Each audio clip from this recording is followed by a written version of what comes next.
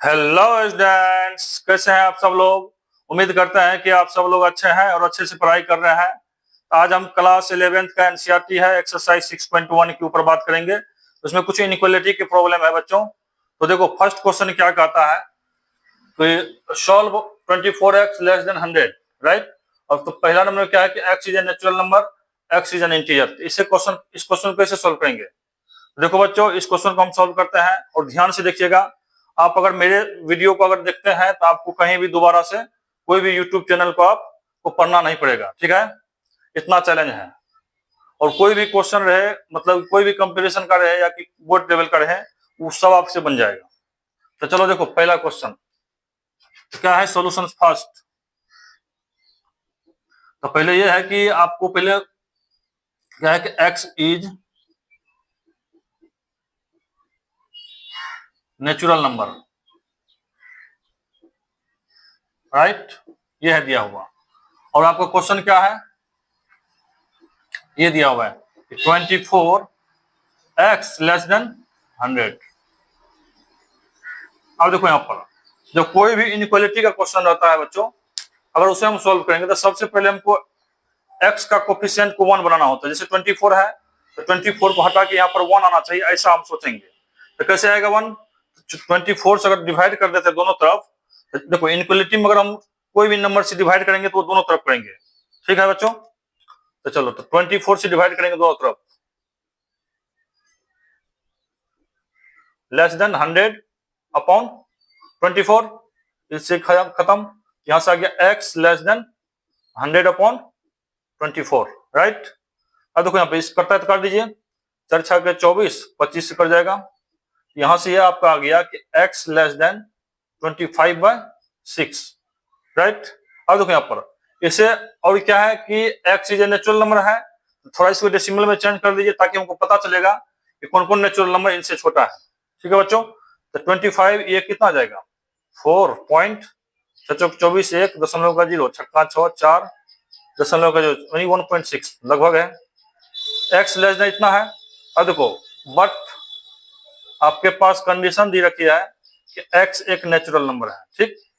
जब x एक natural number है तो कैसे, मतलब कि x जब नेचुरल नंबर है तो x लेस देन 25/6 का कौन सा सोल्यूशन होगा। तो सबसे पहले ये याद रखिए कि अगर ये कंडीशन है और ये है तो इन दोनों के बीच कॉमन एलिमेंट निकालना है। कॉमन कैसे निकालेंगे, ऐसे देखिए, जब वो नेचुरल नंबर जो 4.16 से छोटा है वो आपका सोल्यूशन में आएगा, वही आपको कॉमन भी आएगा। देख लीजिए, x बिलोंग्स टू कौन सा हो जाएगा, 1। 1 तो इससे छोटा होता है तो 1 भी हो जाएगा, 2 भी हो जाएगी, 3 भी हो जाएगी और 4 भी हो जाएगा। 5 नहीं होगा क्योंकि 5 अगर लेते हैं हम लोग तो 5 ग्रेटर देन हो जाएगा 4.16, ये नहीं होगा, ठीक। अगर 4 लेते हैं तो 4 लेस देन है 4.16। और आखिरकार ये भी तो नेचुरल नंबर है, ये भी क्या है, एक नेचुरल नंबर ही है, इसका मतलब 4 हो जाएगा। ये सभी हो जाएगा 1 2 3 4। ये जो 4 नंबर है 1 2 3 4, ये सभी नंबर जो 4.16 से छोटा है, इसलिए आपका ये आंसर आ गया, राइट। चलो अब देखो यहाँ पर, और दूसरा क्वेश्चन क्या है बच्चों कि x इज एन इंटीजर। तो चलिए दूसरा के लिए सॉल्व करते हैं।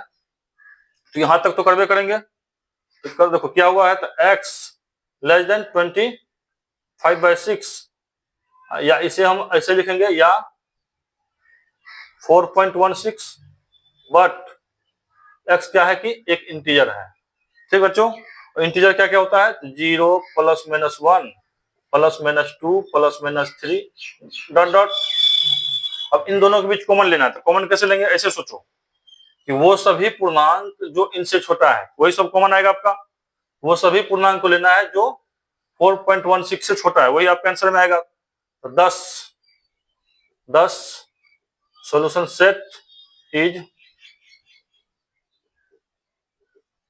क्या हो जाएगी, x बिलोंग्स टू, देखो 0 इनसे छोटा है हो जाएगा, +1 भी हो जाएगा, देख लो 2 भी हो जाएगी, 3 भी हो जाएगी और 4 भी हो जाएगा। उसके बाद -2 होगा, -3 होगा, उसके बाद -1 भी होगा, -1 हो गया, -2 हो गया, -3 हो गया, -4 भी हो जाएगा, डॉट डॉट। ये आपका क्या हो गया, सेकंड नंबर का आंसर।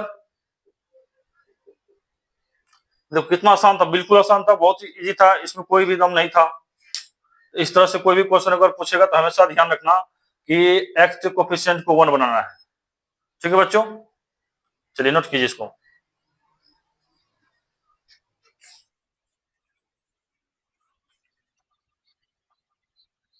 देखो बच्चों, क्वेश्चन नंबर 2 में क्या कर रहा है, इससे पहले वाला क्वेश्चन में और इसमें क्या फर्क है, बस मामूली का फर्क है।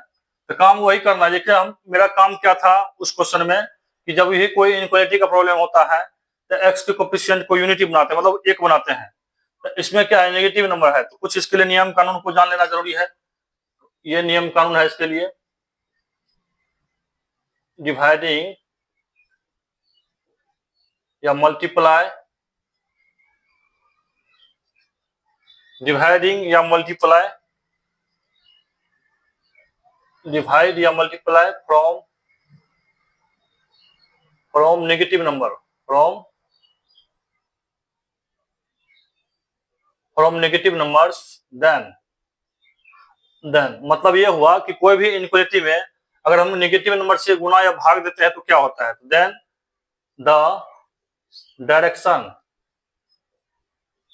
ऑफ एन इनक्वालिटी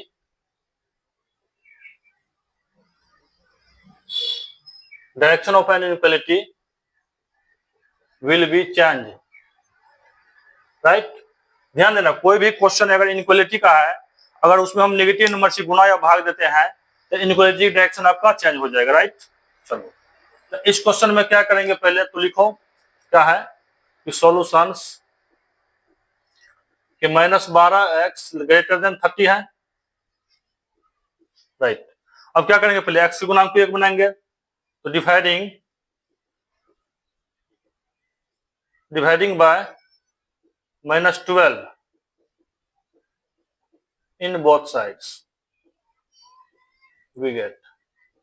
राइट, देखो जब नेगेटिव नंबर से डिवाइड कर रहे हैं तो प्रॉपर्टी क्या कहता है, अगर नेगेटिव नंबर से मतलब किसी भी इनक्वालिटी में गुणा करें या भाग दें, उससे direction of inequality will be change, मतलब ये ग्रेटर देन तो क्या हो जाएगा, लेस देन हो जाएगा।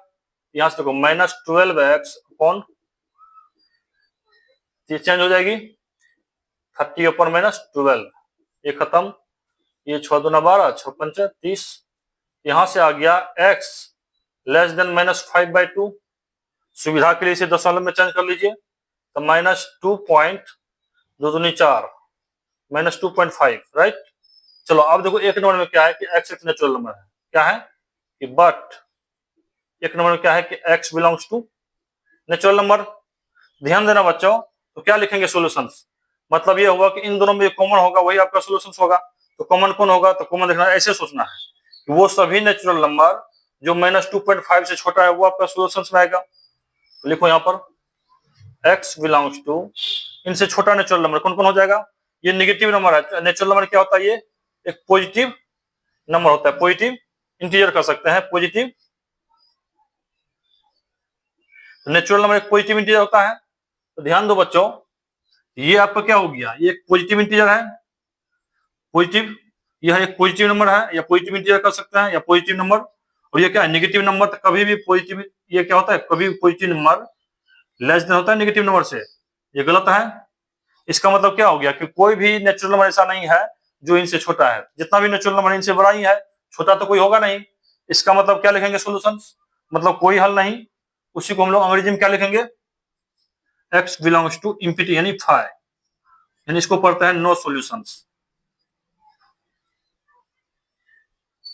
No solutions. राइट, इस तरह से क्वेश्चन को कर लेते हैं बच्चों। तो हमेशा ध्यान रखना कि यहाँ नेगेटिव नंबर्स है, अगर नेगेटिव नंबर से गुना भाग देंगे तो इनक्वालिटी डायरेक्शन चेंज हो जाएगा, बस इस बात को याद रखना।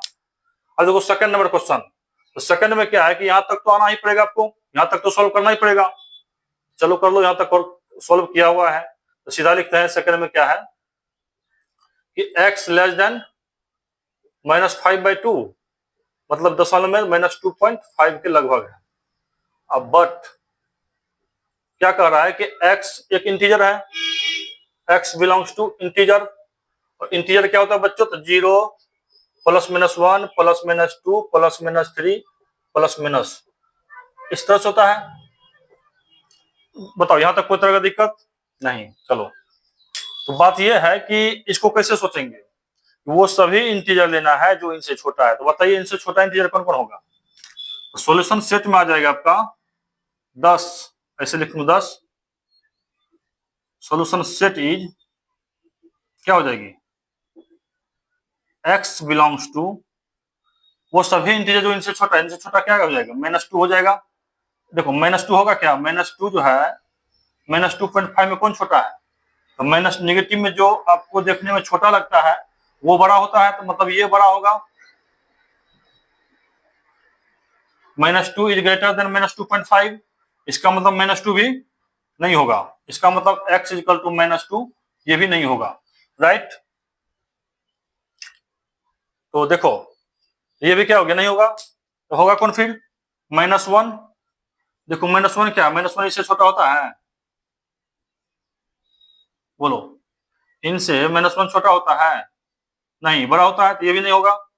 तो फिर -3, तो -3 देखो, हाँ -3 इससे तो छोटा होता है, क्योंकि नेगेटिव नंबर में जो देखने में बड़ा होता है वो क्या होता है, छोटा होता है। और जो देखने में छोटा लगे वो आपको छोटा होता है, मतलब नेगेटिव के केस में। इसका मतलब सोल्यूशन क्या आ जाएगा, -3 आ जाएगी।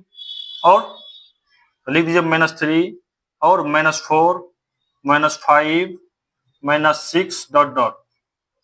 और कहां तक 0 आएगा, नहीं 1 नहीं 2 नहीं, तो फिर